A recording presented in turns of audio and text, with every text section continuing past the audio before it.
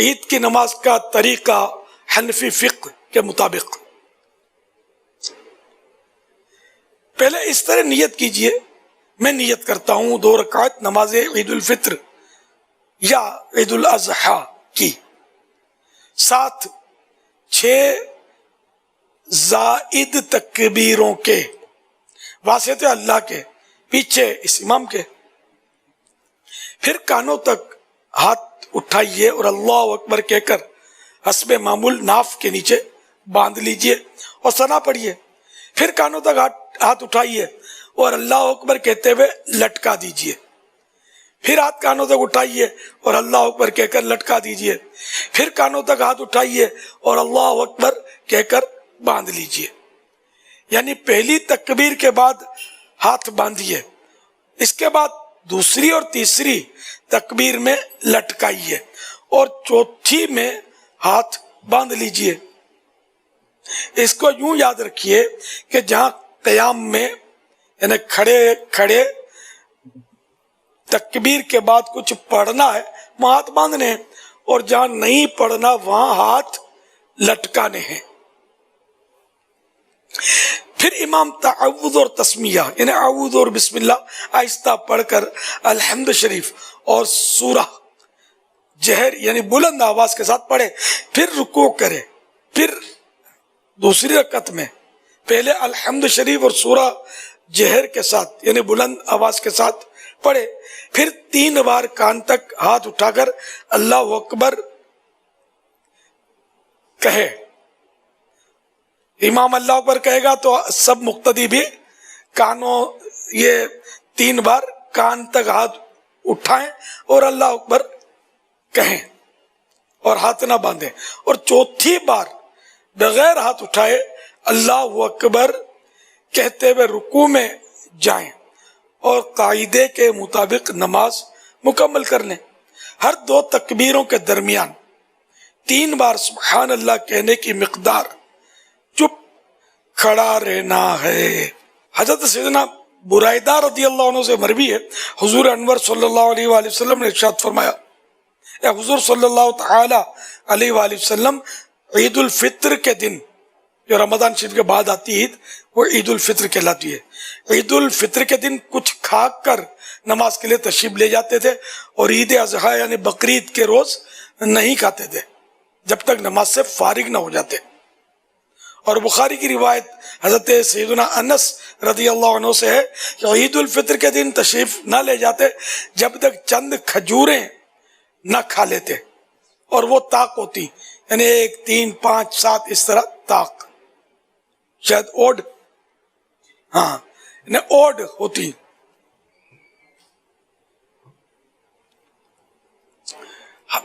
حضرت سیدنا ابو ہریرہ رضی اللہ عنہ سے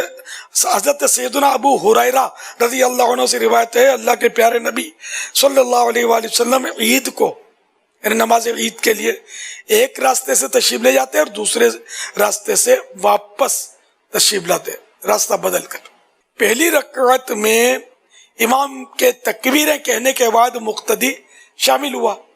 تو اسی وقت تکبیر تحریمہ کے علاوہ مزید 3 تکبیریں کہہ لے،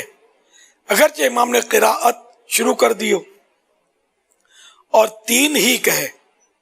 اگرچہ امام نے 3 سے زیادہ کہی ہوں، اور اگر اس نے تکبیریں نہ کہیں کہ امام رکوع میں چلا گیا تو کھڑے کھڑے نہ کہے بلکہ ہم امام کے ساتھ رکوع میں جائے اور رکوع میں تکبیریں کہہ لے، اور اگر امام کو رکوع میں پایا اور غالب گمان ہے کہ تکبیریں کہہ کر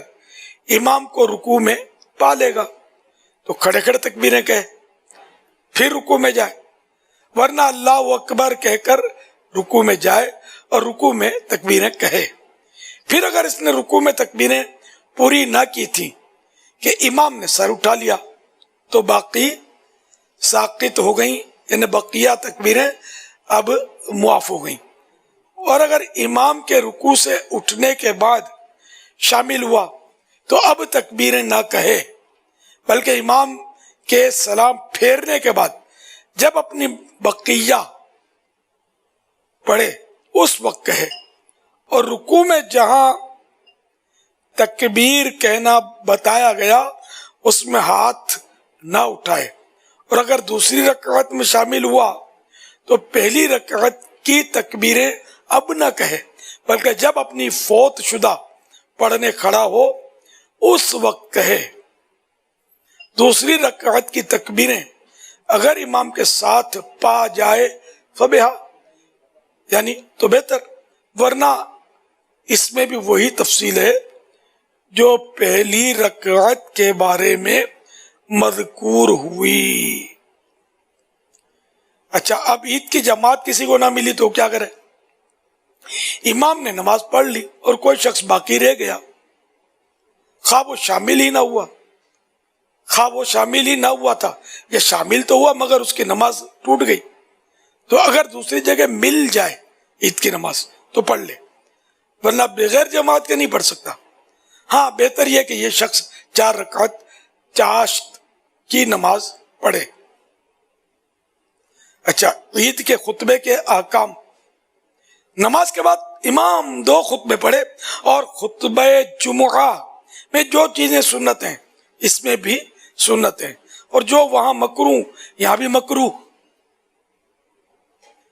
صرف 2 باتوں میں فرق ہے، ایک یہ کہ جمعہ کے پہلے خطبے سے پیشتر، یعنی پہلے خطبے سے پہلے خطیب کا بیٹھنا سنت تھا، اور اس میں یعنی عید کے خطبے میں نہ بیٹھنا سنت ہے۔ دوسرے یہ کہ اس میں پہلے خطبے سے قبل 9 بار اور دوسرے کے پہلے 7 بار اور ممبر سے اترنے کے پہلے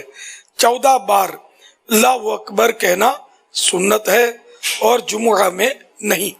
تو یہ تو خطیب کے لیے تکبیریں کہنا، عام لوگوں کے لیے نہیں ہے۔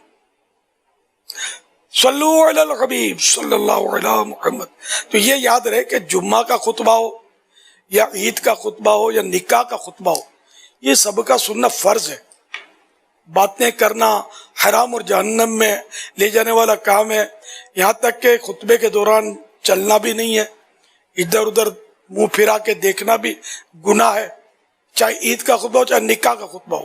چاہے جمعے کا خطبہ ہو۔ نکاح کے خطبے میں شاید لوگوں کو ادھر ادھر حساب کتاب بہت ہوتا ہوگا، اور سب اب تک جس نے بھی کیا ہے یہ توبہ کریں، کان لگا کر سننا ہے۔ آواز نہیں بھی سمجھ آ رہی، عربی خطبہ بھلے نہیں سمجھ آ رہا، سر جھکا کے بیٹھے رہیں اور سنیں، ورنہ گناہ گار ہوں گے۔ ادھر ادھر دیکھیں گے، بات چیت کریں گے، کسی کو بلائیں گے، کسی کو جگہ دیں گے، کچھ بھی حرکت نہیں کرنی ہے، خطبہ سننا ہے، چاہے نکاح کا ہو۔ بقرعید میں بھی لوگوں کو خطبے میں جلدی ہوتی ہے، بھاگم بھاگ کر رہے ہوتے ہیں، نہیں، سننا ہے۔ یہ قربانی کرنا بھی کار ثواب ہے، تو خطبہ سننا بھی تو کار ثواب ہے، بلکہ خطبہ نہ سننا تو ابھی آپ نے سنا کہ خطبہ سننا، خطبے کے لیے رکنا سنت ہے نا، خطبہ سن کے جائے، خطبہ سنے بغیر ہی چلا گیا تو اس کی سنت چھوٹی، اور اب خطبہ سننے کے لیے رکا ہے تو اب توجہ سے اس کو سننا ضروری ہے۔